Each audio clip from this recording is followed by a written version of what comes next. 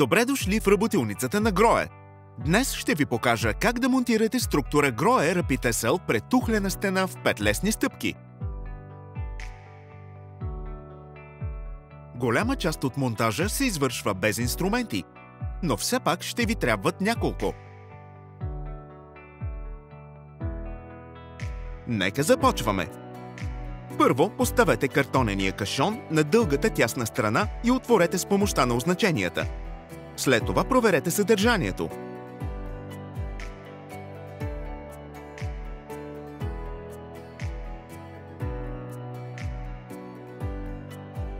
Между другото, преглеждането на инструкциите, които също са включени, със сигурност няма да не вреди.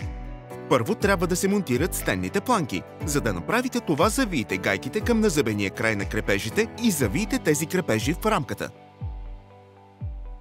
После сложете стенните планки върху другия край на крепежите и ги регулирайте и подравнете според планираната дълбочина на монтаж.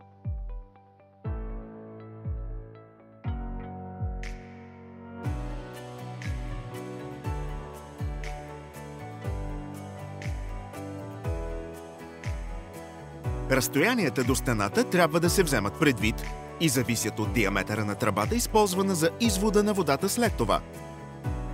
Сега направете приблизителното подравняване. После регулирайте височината. По принцип, когато подовата конструкция се вземе предвид, стандартната височина от 1 метър се използва за ориентир и се използват маркировките върху рамката. Определено, тоалетната чиния може да се монтира и малко по-високо или по-ниско при необходимост, но винаги съобразявайте размерите на керамиката. Рамката може да се регулира на височина до 200 мм, но не трябва да се изважда напълно от крачетата. Подравнете рамката, използвайки нивелир, и фиксирайте височината, използвайки гайките на регулируемите крачета. След това определете правилното разстояние до стената с метър. Позицията на рамката трябва да се определи според центъра на отходната тръба. Когато разстоянието е определено и маркировката на 1 метър е подравнена, над готовия под маркирайте местата за пробиване.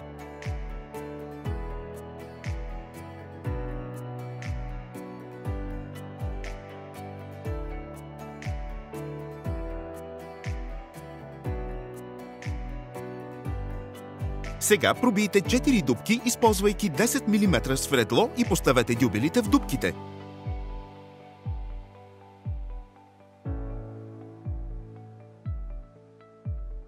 След това закрепете рамката към пода и към стената.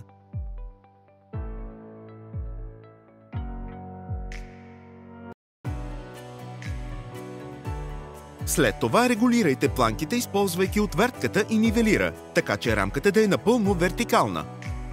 Сега просто затегнете гайката и притиснете пластмасовите скоби точно пред крепежите, като заключващ механизъм.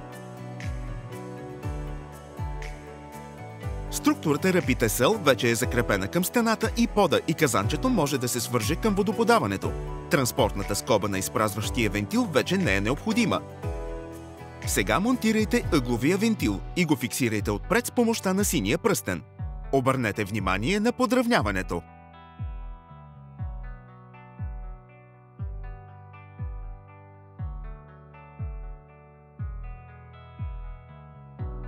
След това поставете отходната тръба и я закрепете с отходната скоба. После поставете оранжевите стопери.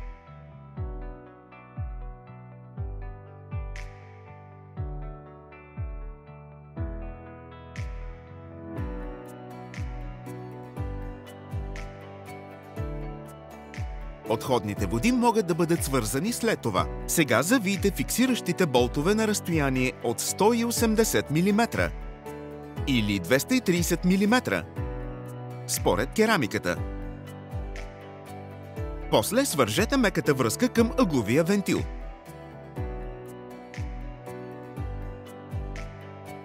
Сега промийте системата, за да не навлезат никакви замърсявания в пълнещия вентил. След това отново затворете ъгловия вентил и свържете меката връзка към пълнещия вентил.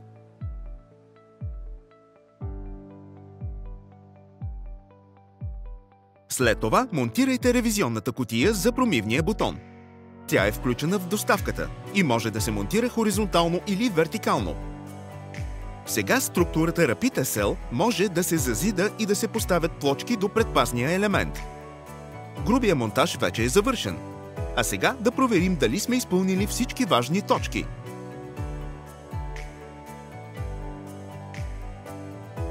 Ревизионната кутия трябва да се отреже напълно наравно с стената.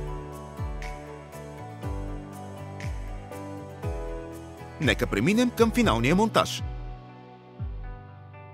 Сега инсталирайте синята рамка.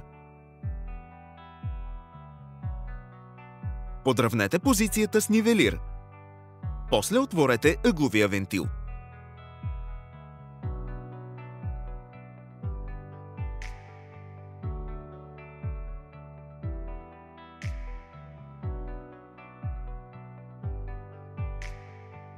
Сега свържете промивния бутон към маркучето на изпразващия вентил.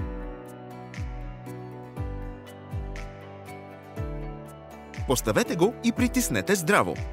След това проверете отново.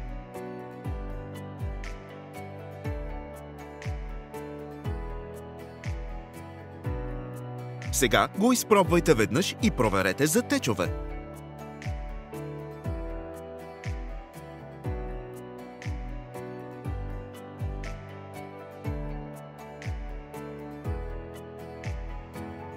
Сега е време за предаване. Преди да сме приключили, трябва да проверим още няколко неща.